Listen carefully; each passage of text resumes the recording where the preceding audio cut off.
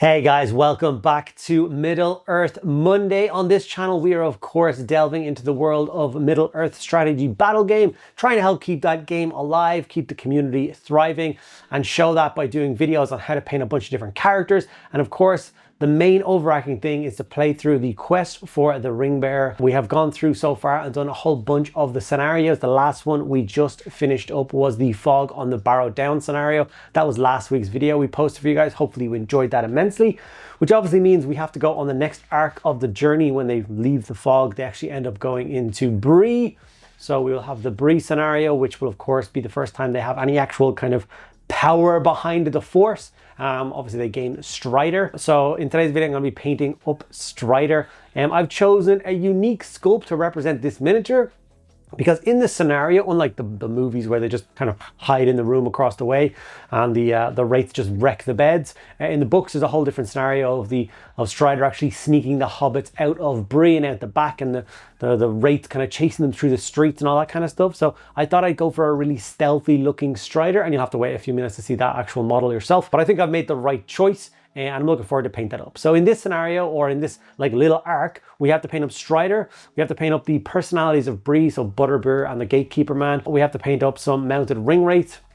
And then we obviously have to do the Prancing Pony and the Gatehouse and building. So those are going to be the next couple of weeks of videos, building up to, of course, the next battle report, which will be the escaping from Bree scenario. So I'm very excited for that. So that kind of waffle out of the way, I think we're about ready to dive in and paint up this Strider. But before I do get in, I just want to say a huge thank you to everyone there that continues to support all three of my channels, whether you're enjoying the Middle Earth Monday, the Old World Wednesday, or the generic mediocre hobbies channels. Make sure you go check them all out. Make sure you subscribe to them all. That's great. But I really do appreciate people watching the videos and liking and commenting and all that stuff. And then obviously all the people out there go the extra mile and support over on Patreon. You guys keep the lights on and the cameras rolling. So thank you very much for that. There's a whole host of different reasons to be involved.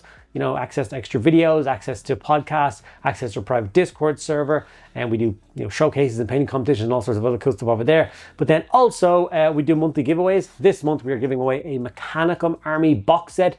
So if you want to be with a chance of winning this set, all you need to do is be signed up to Patreon at any tier, and you will be in for a chance.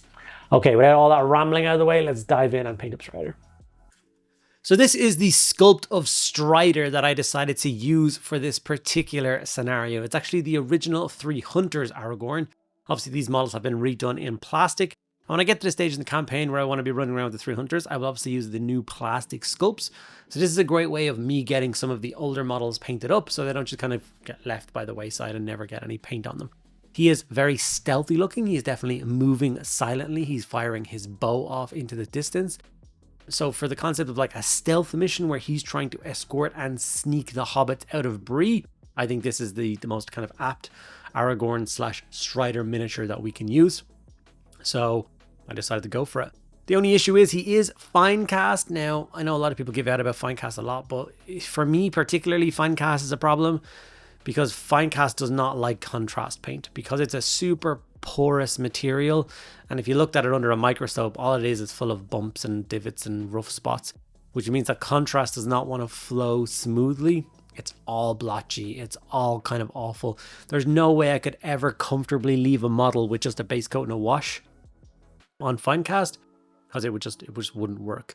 So we are gonna have to spend quite a lot of time in the layering stage of this miniature trying to make it look nice, kind of interesting and vibrant, and you know, sell it as a really nice Strider miniature. So the model got sprayed black, then got sprayed grey sear. We threw Creed camo across all of the kind of cape and his, like, I don't know, his chest cloth bits. This miniature originally was supposed to have the cape as like a grey color because it's supposed to represent the elven cloak. At the point where they become the Three Hunters, he has his elven cloak.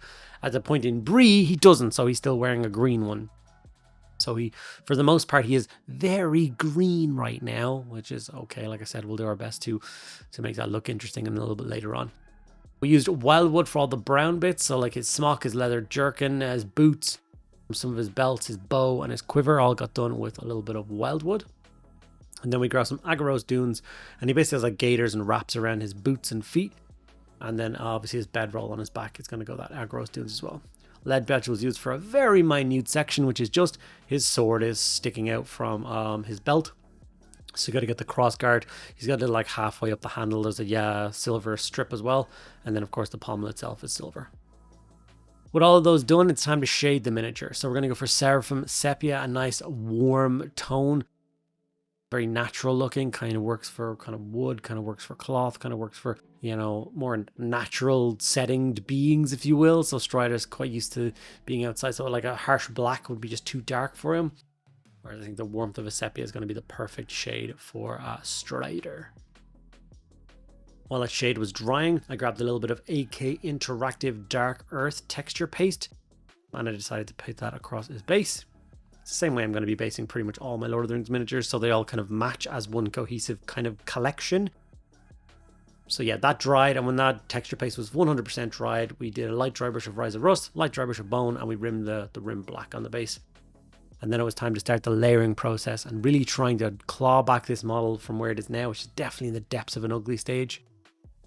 So Lauren Forest, Strachan Green, and Ogrun Camo is going to be my made up triad of choice to try and make his kind of cloth a little bit more interesting. So obviously the first screen is a fairly heavy coat. We want to cover up all those kind of horrible tide marks and anywhere there's pooling and stuff like that.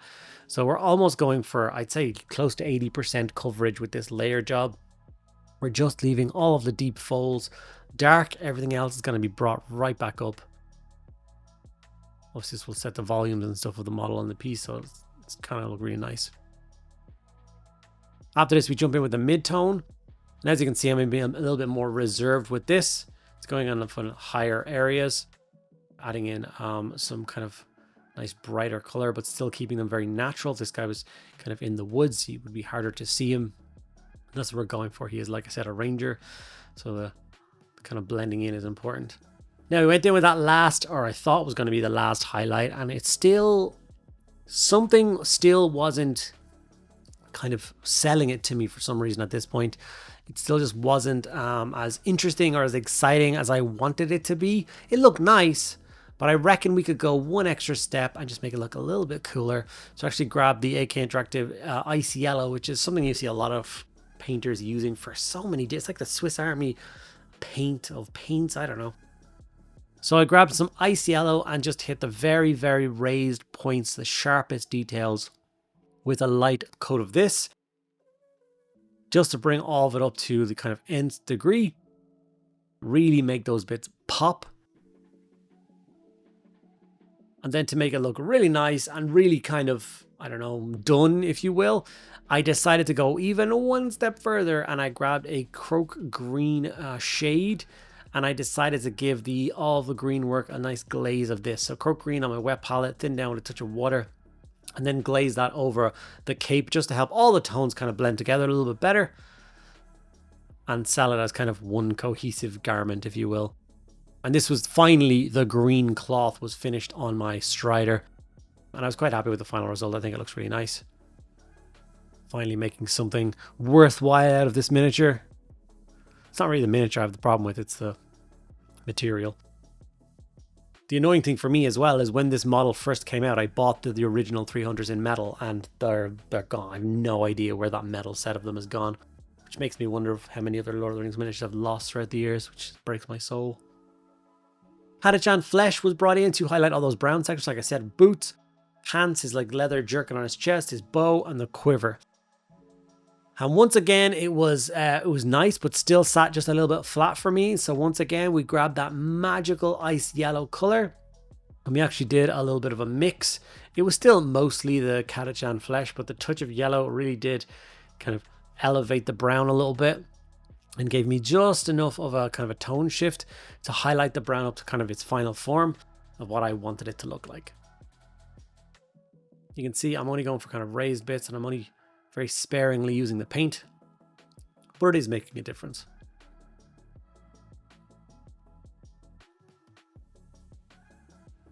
And then from here, we just have some of those kind of more tanned colors to do. So we've obviously got the wraps around his boots and his bedcloth. So we have Xandri Dust and Morghast Bone, which we're going to use as our mid-tone and highlight for these sections. The shade and the contrast and shade obviously counting as our base coat. As you can see, just very carefully, brush strokes all going in the same direction, and just a light highlight on those. Like I said, we've got there's lots of wraps around his feet and ankles, so to make sure you go in and very carefully kind of break those up and make it very much seem like those individual bandage straps going around. And then that Morghast bone for that last highlight. As you can see, I'm all doing a very quick pass at the very highest points and leaving it at that. That's going to sell the bedroll of a ranger.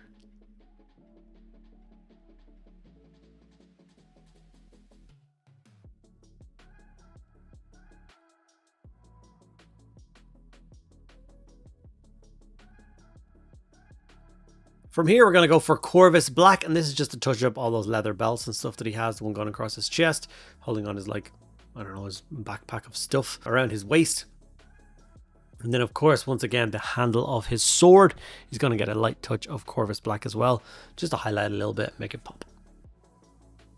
Now, for his face, we are going to go for Cadian Flesh Tone, Berserker Bloodshade, and Kislev Flesh. If you watch a bunch of my videos, you know this is my favorite way to do like Caucasian skin. The Cadian puts down a nice kind of first or mid-tone highlight, like just aiming for kind of the raised sections, but quite a lot of the raised sections.